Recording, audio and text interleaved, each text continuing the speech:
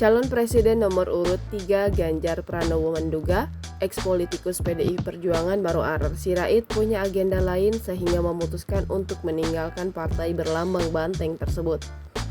Ya, kira itu haknya Pak Ara ya untuk berpindah atau meninggalkan. Mungkin beliau sudah punya agenda yang lain, kata Ganjar di kantor DPC PDIP Batang pada Selasa 16 Januari 2024.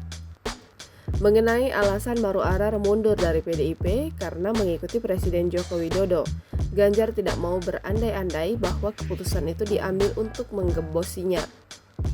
Menurut Ganjar, Maro Arar memang dekat dengan Jokowi sehingga bakal mengikuti arah dukungan Jokowi dalam Pilpres 2024. Kalau saya menduga mereka mungkin akan mendukung kelompoknya Pak Jokowi. Karena waktu debat kemarin anaknya sudah ikut pakai bajunya dan di kelompok sebelah, kata dia.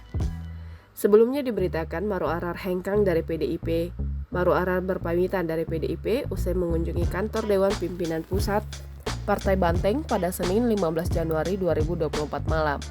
Saat berpamitan, mantan Ketua Taruna Merah Putih organisasi sayap PDIP itu turut mengucapkan terima kasih kepada Ketua Umum PDIP Megawati Soekarno Putri hingga Sekretaris Jenderal PDIP Hasto Kristianto.